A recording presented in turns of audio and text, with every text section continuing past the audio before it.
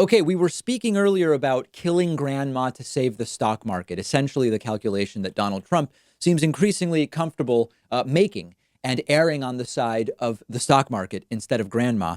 Texas Lieutenant Governor Dan Patrick says that many grandparents like him are willing to die to save the economy for their grandchildren. And if nothing else, this pandemic has really exposed how incompetent and immoral or amoral so many people in positions of power are. So now I bring you a segment from Fox News propagandist Tucker Carlson's program where Dan Patrick makes, is this a patriotic argument? Is that what he's calling it? That it's a patriotic case for letting it rip? Living in fear of is what's happening to this country. And, you know, Tucker, no one reached out to me and said, as a senior citizen, are you willing to take a chance on your survival in exchange for keeping the America that all America loves for your children and grandchildren? And if that's the exchange, I'm all in. And that doesn't make me noble or brave or anything like that. I just think there are lots of grandparents out there in this country, like me, I have 6 grandchildren, that what we all care about and what we love more than anything are those children. And I want to, you know, live smart and see through this, but I don't want the whole country to be sacrificed. And that's what I see. I've talked to hundreds of people, Tucker, and just in the last week, and making calls all the time. And everyone says pretty much the same thing, that we can't lose our whole country. We're having an economic collapse. I'm also a small businessman. I understand it. And I talk with business people all the time, Tucker. And my heart is lifted tonight by what I heard the president say, because we can do more than, you know, one thing at a time. We can do 2 things. So, you know, my message is that let's get back to work. Let's get back to living. Let's be smart about it. And those of us who are 70 plus, we'll take care of ourselves. That's a so-called pro-life Republican saying, let's let the grandparents die so that we don't sacrifice the economy, by which they really don't mean the economy. They mean the stock market. And the funniest or the craziest or sort of the most tragic thing about all of this is that he and Trump, they're all talking about, let's go back to doing stuff. 30 of 50 states, roughly, have done nothing or almost nothing. In other words, they want 30 states to go from having done nothing anyway to continuing to do nothing, while the other 20 states, including places that are significant hotspots, would have to take would have to choose a path that would lead to significantly more death.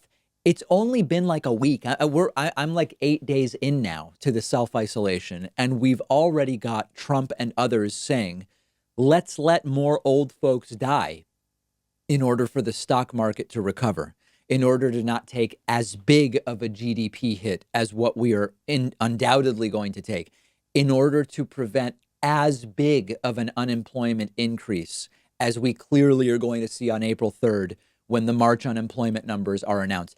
It's essentially a death panel. Remember back when Sarah Palin and other Republicans, when Obamacare was being negotiated, they said Obamacare has death panels where politicians get to decide if you live or die, if what you need does or doesn't get paid for. Now, at the time, we pointed out this is absurd.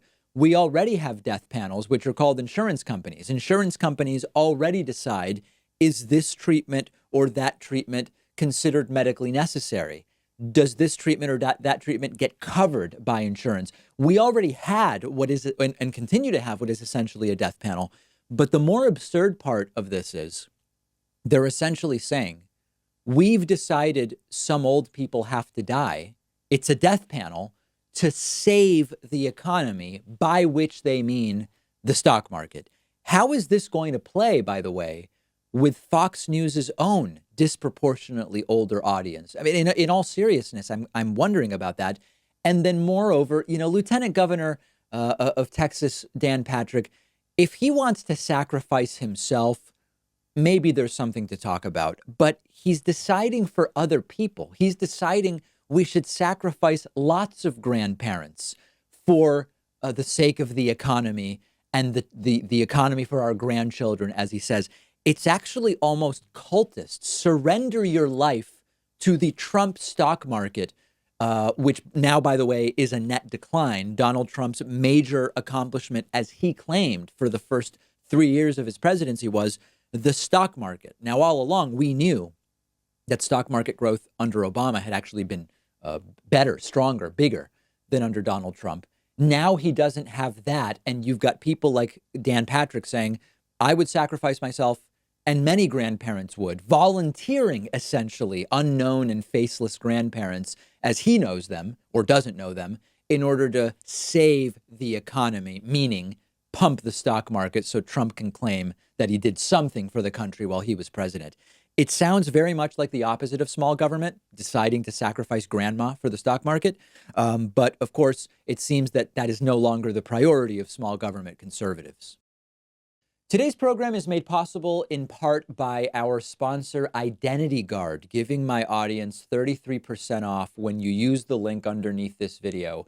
We talk about data breaches on the show. We talk about them too often because they happen too often, and a lot of people underestimate how likely they are to become victims of identity theft as a result of these breaches that take place. And it's a nightmare. The average identity theft victim loses more than $1,300 and 6 months of their life trying to clean the mess up. It's no joke, but what Identity Guard does is monitor the dark web and alert you anytime your social security number, credit card numbers, account numbers, or other personal information are detected in places where criminals share this stuff with each other online.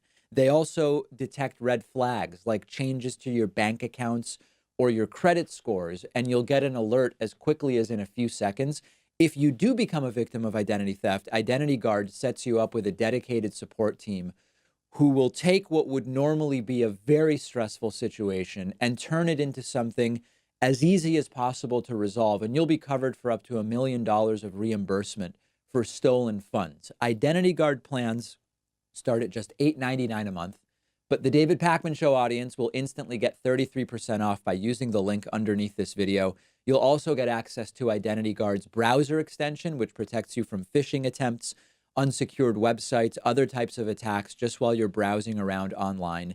It takes just a few minutes to set up an account. You give them a few pieces of info about yourself and you're good to go.